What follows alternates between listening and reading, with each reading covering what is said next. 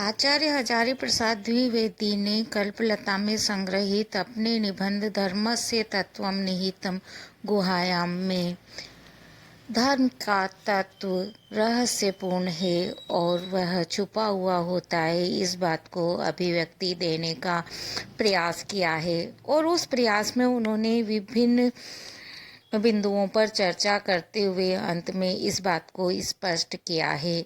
इसी प्रसंग में हमने उनके द्वारा प्रतिपादित कुछ विचारों को अपने पिछले वीडियो में समझने का प्रयास किया है। हमने देखा था भारतीय सद्धर्म साधना की जटिलताएं क्या क्या हैं, इन पर हमने प्रकाश डाला था। आर्यतर जातियां भी हमारे देश में आई हैं, इस बात को भी हमने यहाँ पर स्वीकार किया था, जिन्होंने बाद में आर्य भाषाओं को अपना लिया था। और निषाद और कोल भाषाओं वाली बात भी हमने यहाँ पर की थी। और इसी प्रसंग में हमने इस चीज़ को भी देखा था कि हमने जो कोल जातियाँ हैं उनके माध्यम से बहुत सारी सांस्कृतिक विश्वास हमने उनसे प्राप्त किए हैं। श्रद्धा और सम्मान की भावना प्राप्त करने वाली जहाँ तक बात है, खेती बाड़ी के औजार वाली बात है, ये सब चीज़ें हमने उनसे प्राप्त की हैं। इस तरह की चर्चा हमने की है। आर्यतर विश्वास पर भी हमने चर्चा की थी, जिसे हमने द्रविड़ विश्वास के नाम से देखा था। पुनर्जन्म और कर्म फल में विश्वास रखने की जो प्रवृत्ति हमारे यहाँ विकसित हुई थी, वह इन्हीं विश्वासों से जोड़कर प्रकट की गई है। ऐसी बहुत सी बातें और भी हमने देखी थी। देश के इतिहास में कितना विरोधाभास है, इस पर भी हमने प्रकाश डाला था। और उसके बाद अब हम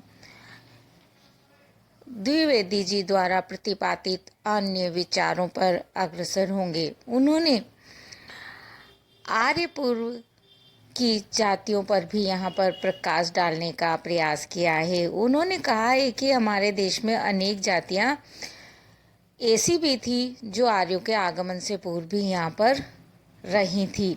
ऐसी जातियों की अपनी भाषाएं भी रही हैं, उनके अपने विश्वास थे। आर्य और इन जातियों में पर्याप्त संघर्ष भी हुआ होगा और उसके पश्चात कुछ नई स्थितियां पैदा हुई होंगी। इसलिए उन्होंने बताया है कि पुराणों में असुरों, दैत्यों, राक्षसों के साथ इन प्रचंड संघर्षों की कहानियां मिल जाती है। और इन बातों को यदि इतिहास की दृष्टि से देखें तो ये इतनी पुरानी है कि इन संघर्षशील जातियों की जो स्थिति मानी गई है वो देव योनि से उत्पन्न इन्हें मान लिया गया था।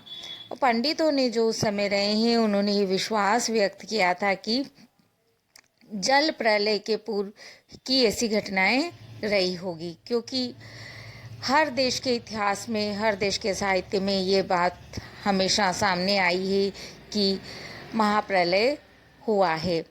भारतीय साहित्य में भी ये बात उपलब्ध है और इस बात को कहा जाता है कि महाप्रलय में अधिकांशतः बहुत कुछ नष्ट हो जाता है। जो थोड़ा बहुत बचता है, थोड़ी बहुत मानव जाति बचती है, वह नए तरीके से संसार यात्रा का प्रारंभ करती है और इस तरह से पुनः सृष्टि का निर्माण संभव होता है।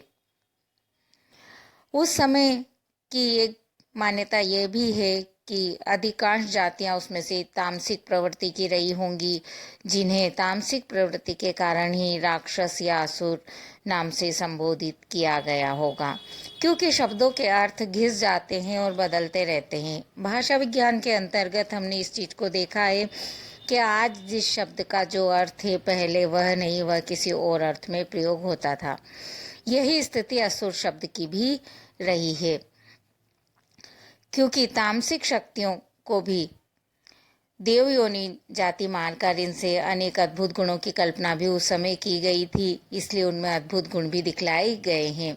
इस मत को द्विवेदी जी यद्यपि स्वीकार नहीं करते, परंतु संदेह की दृष्टि से देखने के बाद भी जो मत प्रचारित है उस मत को तो तथ्यात्मक रूप से प्रस्तुत करना ही होता है, इसलिए उन्होंने इसे रखा है अपने निबंध में। और इस बात को स्पष्ट करने का बिल्कुल स्पष्ट प्रयास किया है।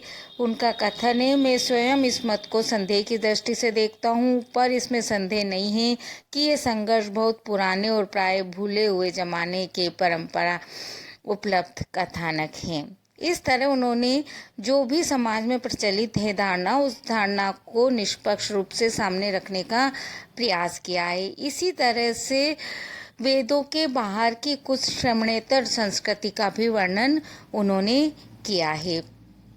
उन्होंने यहाँ स्पष्ट किया है कि आर्यों से पूर्व जो जातियाँ इस देश में आई, वे धीरे धीरे आर्य भाषी हो गई थी और कुछ ने अंत तक भी आर्य भाषा को स्वीकार नहीं किया था। और ऐसी जो जातियां थी वे पहाड़ों, जंगलों और दूरवर्ती स्थानों में जाकर वहां पर आश्रय लेकर अपनी भाषा, अपने धर्म, अपने विश्वास को जीवित बनाए रखने में सफल रही थी। उन्होंने लिखा है, जो लोग आर्य भाषा भाषी हुए उन्होंने अपने विश्वासों और आर्य भाषा के माध्यम से कहना प्रारंभ कर दिया।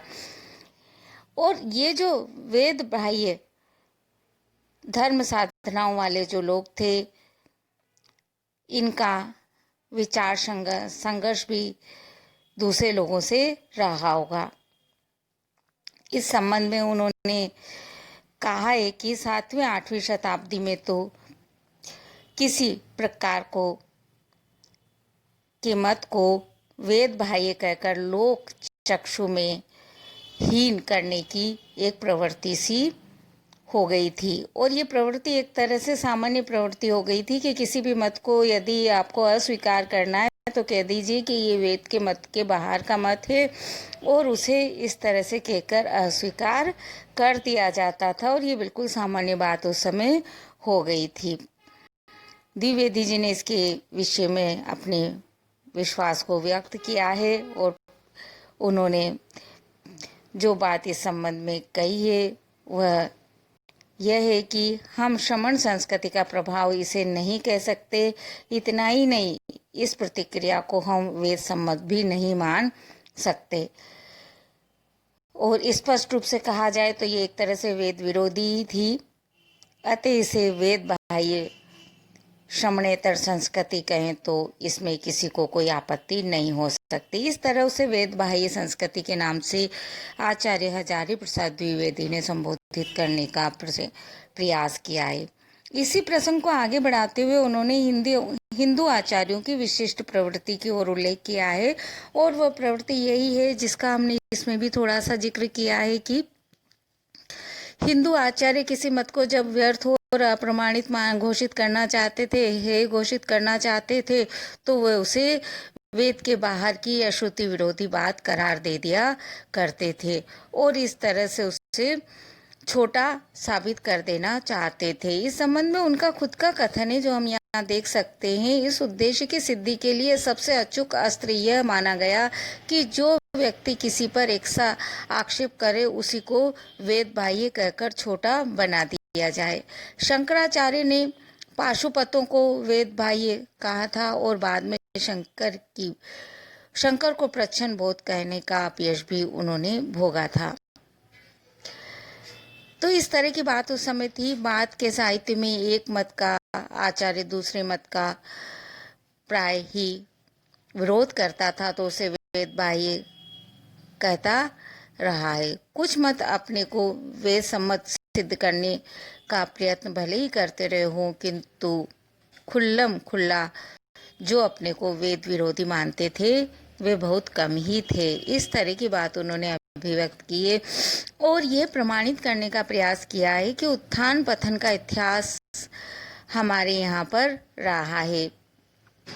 मनुष्य ने न मालूम कितनी शताब्दियों में अपने धर्म और उन विश्वासों को प्राप्त किया है जिन्हें आज हमने मान्यता दे रखी है। हमारे यहाँ आर्यों से पूर्व जो जातियां थी उनका सामना जब आर्य जातियों से हुआ होगा तो संघर्ष निश्चित रूप से हुआ होगा, किंतु उस संघर्ष के बाद भी धार्मिक विश्वास दृढ़ता के साथ उभर कर सामने आए हैं।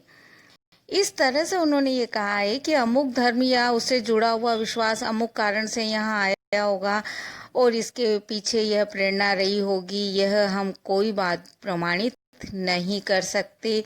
समय समय पर यहाँ पर अनेक जातियाँ आती रही है, उनके संघर्ष भी होते रहे हैं और मानव जीवन के इतिहास को वह प्रस्तुत करती रही है। इसलिए आज हम जिस धार्मिक विश्वास या विश्वासों को लेकर अपना जीवन व्यतीत कर रहे हैं। उनका इतिहास रोचक और आकर्षक, मनोरंजक अवश्य है। जातियां और सांप्रदायिक संकीर्णताओं से जर्जरित काल में यदि हम जान सकें कि मनुष्य कितना ग्रहणशील प्राणी है, तब हम धर्म और संस्कृति के स्वरूप को समझ सकते हैं। इस तरह वह ये बात प्रमाणित करना चाहते हैं कि पता नहीं कहाँ कहाँ से क्या क्या हमने ग्रहण किया है और न किन किन परिस्थितियों से हम गुजरे हैं और किन बातों को हमने छिलकों की तरह उतार कर फेंक दिया है। यह कोई बात भी हम स्पष्ट और प्रमाणित रूप से नहीं कह सकते। इस तरह से जो भारतीय संस्कृति का इतिहास है वह पूर्ण रूप से इतिहास, उत्थान और पतन का इतिहास है। और जब हम धर्म के वास्तविक स्वरूप को, तत्व को ढूंढने का, खोजने का प्रयास करते हैं, तो निश्चित रूप से वह अंधकारी गुफा में छिपा हुआ है। जैसे जैसे इस विषय में शोध आगे बढ़ती जाएगी, हम नए नए तथ्यों की खोज करते जाएंगे, क्योंकि शोध का दरवाजा कभी बंद नहीं होता। शोध और कल्पना अपने निर्णय वक्त के साथ सुनाती रहती हैं। आप इस वीडियो को